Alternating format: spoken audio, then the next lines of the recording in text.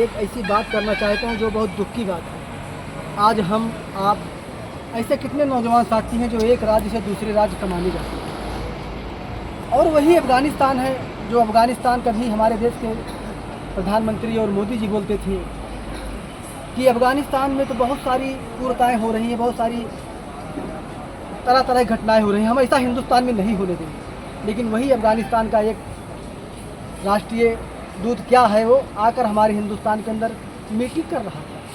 वो भी हिंदुस्तान की महिलाएं जो हमारी पत्रकार बहनें हैं उनको अंदर नहीं जाने दिया जाए। ये सब क्या है मेरे साथियों? अफ़गानिस्तान के साथ हमें कोई रिश्ता नहीं रखना चाहिए, लेकिन फिर भी हमारे देश के अंदर साथियों ये कंडीशन है कि हम कुछ भी करें, नेता जो होते हैं वो अपने फ़ायदे के लिए किसी से भी हाथ मिलाते हैं। आज देश के अंदर ऐसा माहौल तैयार किया गया, उस माहौल के अंदर न जाने कितने नौजवान साथी नफ़रत की आग में जल रहे हैं। कोई हिंदू कोई मुस्लिम उनको गलत नज़र से देख रहे हैं। मैं उनसे कहना चाहता हूँ, ऐसे नफ़रत के माहौल में ना आपका विकास होगा, ना आपके बच्चे का विकास होगा, ना हिंदुस्तान का विकास होगा। अगर हिंदुस्तान का विकास करना है, कम से कम नफ़रती जो दिमाग में बीज हो जम रहा है, उस नफ़रती बीज को ख़त्म कर दीजिए, तब हिंदुस्तान का विकास हो सकता है।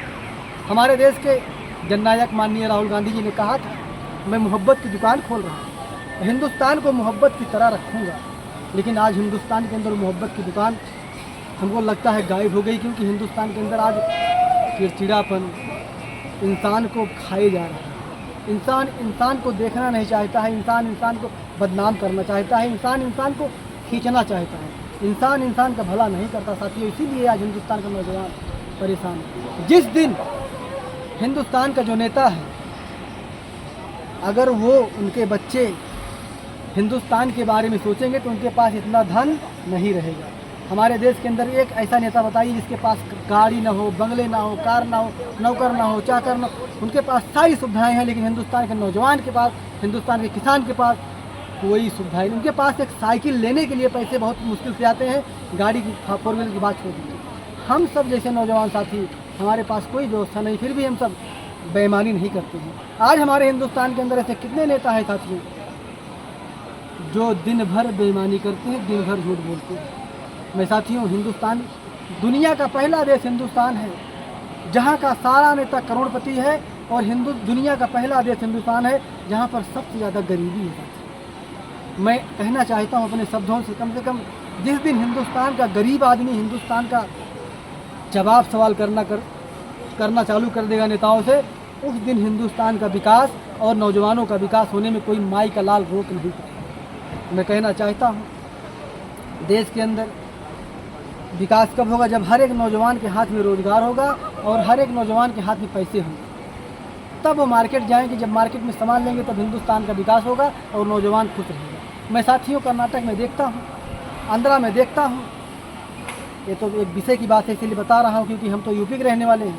वहाँ पर मैं देखता हूँ ऐसे लोग अपनी दुकान को रात में वहाँ छोड़ के चले जाते हैं, बढ़िया से पैक कर देते हैं, ठेला में, टेम्पू में सब्जी केले वहाँ पर सारे फल फ्रूट रात भर से खाली रहते हैं।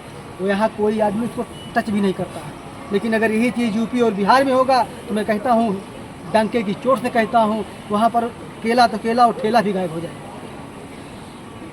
मैं एक चीज़ और कहना चाहता हूँ, यहाँ पर जहाँ पर मैं कर्नाटक में रहता हूँ, यहाँ पर चोरी और हिंसा बहुत कम होती है, इसीलिए यहाँ के लोग शिक्षित और सक्षम है साथियों। जिस दिन ऐसा अगर हो जाएगा पूरे हिंदुस्तान के अंदर, एक ठेला वाला भी आदमी अपना सामान छोड़ के जाएगा और जब सुबह आएगा उस ठेले वाले आदमी का वहीं पर सामान मिलेगा साथियों। इन्हीं बातों के साथ विदा लेता हूँ।